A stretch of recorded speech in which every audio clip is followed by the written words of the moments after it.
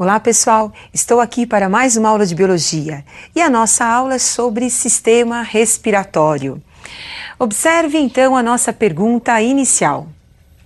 Qual a importância da respiração na vida dos seres vivos? Esse processo tão importante para todos os seres vivos, para todos os animais e também para os vegetais, tem um objetivo principal, que é transformar toda a matéria orgânica, os carboidratos, em presença do oxigênio, em energia utilizada pela própria célula, energia química, que é o ATP. Lembra do ATP? A sigla ATP significa adenosina trifosfato. Essa energia que tem tantas calorias que serão importantes e utilizadas pelos seres vivos para o seu funcionamento e para o seu desenvolvimento. Agora, onde ocorre a respiração? Cada ser vivo, de acordo com o seu tipo de vida, apresenta um sistema respiratório. E é esse sistema respiratório que eu gostaria de conversar um pouquinho com vocês. Observe então agora alguns tipos de sistema respiratório. Tipos de respiração e os grupos animais. Então nós temos a primeira respiração aí, a respiração cutânea, que está presente nos anelídeos terrestres, minhoca, por exemplo, e também nos anfíbios adultos. Então o sapo tem respiração cutânea. A minhoca e o sapo apresentam então uma pele úmida que permite esse tipo de respiração. Respiração branquial, nós vamos encontrar nos anelídeos aquáticos, nos crustáceos, nos peixes e nas larvas de anfíbios. Então nós temos girino, por exemplo, larva do anfíbio, que respira através das brânquias, durante a sua fase aquática. Respiração traqueal aparece nos insetos. E em seguida nós vamos encontrar filotraqueal, que é um tipo de respiração traqueal ramificada que nós temos nos aracnídeos, por exemplo, as aranhas e os escorpiões. E a pulmonar, nós vamos encontrar nos moluscos terrestres, no caracol, nos anfíbios, nos répteis, nas aves e também nos mamíferos. Então, como nós acabamos de observar, de acordo com o tipo de vida do animal, ele apresenta um sistema próprio, adequado, que é o sistema respiratório para realizar as suas trocas gasosas. Então nós vamos começar com um exemplo assim bem simples, que é o exemplo das minhocas, onde nós temos uma respiração cutânea. Observem a figura onde nós vamos mostrar o tipo de respiração da minhoca. Então nós temos aí a minhoquinha e em detalhe a pele da minhoca, uma parte do corpo da minhoca também. Então observem, nós temos uma cutícula, a cutícula da minhoca é sempre úmida, permitindo então a entrada do oxigênio. Esse gás, através da difusão, ele acaba passando pela epiderme, pelo tecido muscular, atinge o capilar, que é o vaso sanguíneo, e é levado então para todas as células do animal. Ao mesmo tempo que você tem a entrada do oxigênio, nós temos também a saída do gás carbônico, do dióxido de carbono, seguindo o mesmo trajeto. Percebam que, assim como o oxigênio entra por difusão, essa diferença de concentração entre o meio ambiente e o corpo do animal, o gás carbônico também sai, de onde ele está mais concentrado para o meio ambiente. Então, com isso, nós temos as trocas gasosas realizadas aí através da epiderme do animal. Uma outra respiração importante é que aparece nos animais aquáticos. Então nós estamos representando aí os animais aquáticos, o peixe. Então percebam aí o detalhe no corpo dos peixes, que são as brânquias. As brânquias são esses filamentos que ampliam, que aumentam a superfície de contato com a água, como vocês estão observando.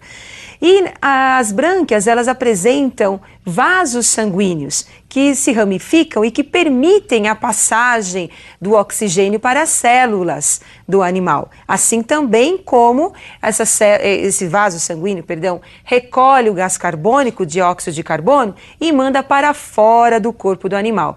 Percebam que essa troca é uma troca que ocorre através da água. Então a água entrando em contato com o vaso sanguíneo é que vai permitir a entrada do oxigênio e a saída do gás carbônico no corpo do animal. Respiração traqueal aparece aí nos insetos. corpo dos insetos, detalhe a presença aí da traqueia. Então nós vamos encontrar aí a entrada do oxigênio através do espiráculo, que é a abertura que nós temos no corpo do animal, passando pela traqueia e sendo levada por esses ramos traqueais. Parece uma árvore, né? Esses ramos traqueais aí da árvore responsável pela respiração nesses animais. E percebam que esse ramo vai levar diretamente o oxigênio até a célula, os tecidos e as suas células. Assim como também os tecidos vão recolher o gás carbônico e vão trazer o gás carbônico até o ramo traqueal, por onde sairá através do espiráculo. Observe que nesse animal eu não falei do sangue.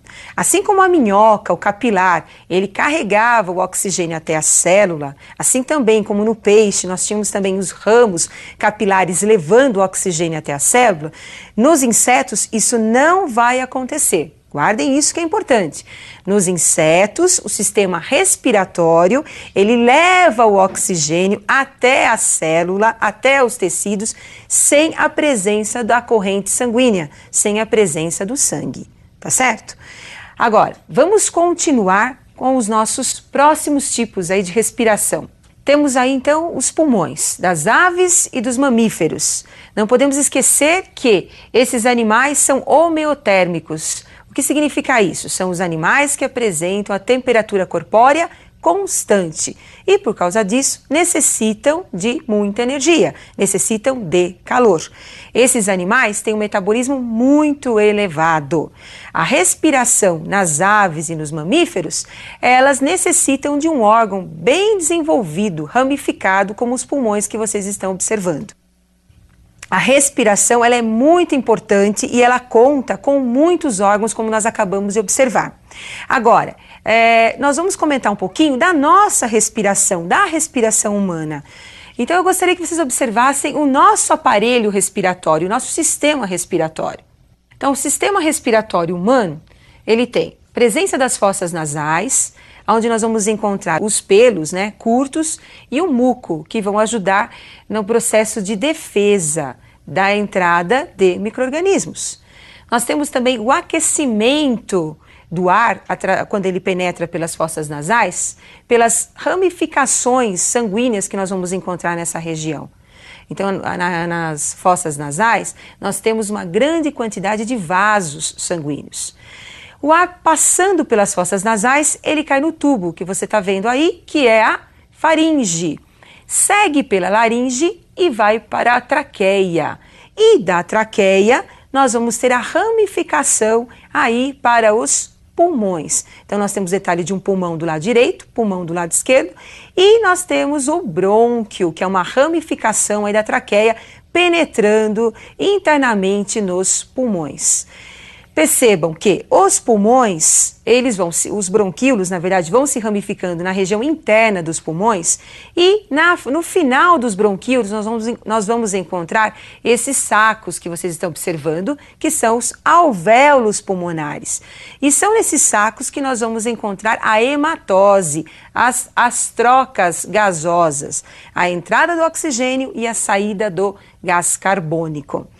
Os alvéolos se ramificam aumentando tanto a superfície do pulmão, que se você for medir a superfície interna de um pulmão humano, nós teremos cerca de 150 metros quadrados de superfície interna do pulmão, e tão ramificado que é nosso pulmão. A importância disso é permitir ao animal buscar maior quantidade de oxigênio para produzir maior quantidade de calor, já que os mamíferos são animais homeotérmicos. Agora, como é que ocorre o controle da nossa respiração? Como é que ocorrem essas trocas gasosas? Então, observem as figuras agora.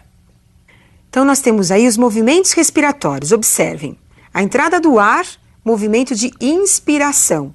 Participação do diafragma, a saída do ar, movimento, expiração. Então, o que nós temos aí na inspiração? O pulmão, ele entra em retração, diminui o volume, aumentando a pressão interna em relação à atmosfera. Assim, o ar se desloca do interior dos pulmões através das vias respiratórias para o exterior. Então, nós temos aí a expiração, a saída do ar. Agora, para o ar entrar, nós temos que ter a pressão externa maior do que a pressão interna. Como é que isso vai acontecer? Então, o ar ele vai se deslocar do exterior para as vias respiratórias até os pulmões, para o interior, né, dos pulmões, através dessa diferença de volume que nós vamos encontrar nos pulmões. Então, os pulmões se expandem, aumentando o seu volume, ocorrendo uma queda da pressão interna em relação à pressão atmosférica, permitindo a entrada do ar. Obviamente que essas diferenças de pressões internas e externas são controladas pelo diafragma, pelo movimento do diafragma, também pelo movimento dos músculos intercostais. Mas esses movimentos, eles são controlados também pelo sistema nervoso. Uma região do sistema nervoso importante, que é o centro respiratório, é o bulbo. Detalhe do bulbo. Observem aí a localização do bulbo, na base, né, do cérebro e próximo aí da medula raquidiana. Bom, acabamos de observar todo o nosso sistema respiratório. Agora, como é que ocorre o transporte dos gases respiratórios até as células? Depois da hematose, das trocas gasosas, como é que o oxigênio atinge a célula? Então, observe uma tabelinha bem simples para vocês lembrarem sempre no momento difícil. Então, nós temos aí os gases respiratórios, o oxigênio e o dióxido de carbono, CO2. O oxigênio é transportado 3% pelo plasma sanguíneo, dissolvido no plasma sanguíneo, que é a parte líquida do sangue. E 7% do CO2 é transportado também pelo plasma sanguíneo. 97% do oxigênio é transportado pela combinação com a hemoglobina. Hemoglobina é aquela proteína que nós encontramos no interior das hemácias. A maior parte do oxigênio é transportada pela hemoglobina. Enquanto que o dióxido de carbono, a maior parte do dióxido de carbono é transportada na forma de bicarbonatos, que são os sais presentes aí no sangue. Então, como acabamos de observar, a respiração é importante para os seres vivos. E como é importante? Porque através da respiração nós temos a entrada do oxigênio e o oxigênio vai até a célula, onde vai ocorrer o que nós chamamos de combustão, queima do carboidrato. E esse carboidrato, que é a glicose, vai liberar a energia que nós vamos utilizar durante as nossas atividades vitais. Muito bem, e eu aguardo você para a nossa próxima aula de Biologia. Até mais!